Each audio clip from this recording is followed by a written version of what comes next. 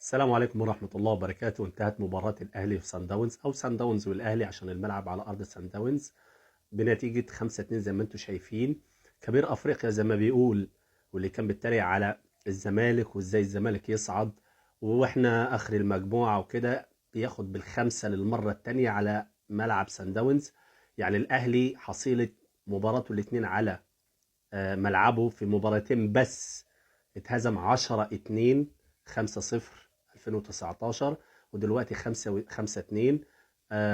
مباراة كانت المفروض اصلا سان داونز يكسب بالستة والسبعة والثمانية، بس انتوا عارفين جنوب افريقيا يعني من النوع اللي بيحب يعمل شو على اللعيبة او في المباريات. وكان طبعا الجماهير هي السبب في كده، ان سان داونز خلاص هو بالنسبه له كسب، فبيعمل استعراضات كده حلوه قصاد الجمهور بتاعه اللي جه فاتح الملعب. وصراحه جمهور بمعنى صح مال الملعب من اوله لاخره. الاهلي شوكته انكسرت، دخل في حسبة بيرما اللي كان هم بيتريقوا علينا فيها قصاد الزمالك، ان احنا نكسب الترجي نتغلب مش عارف ايه. هم اللي بقوا فرصتهم اقل جدا من الزمالك. احنا بالنسبه لنا احنا ضيعنا فرص كتير من اسبابها الهزيمه قصاد الشباب بلوزداد، بس بالنسبه لنا احنا كنا عادي، مش كنا بنحفل زي ما هم بيحفلوا علينا.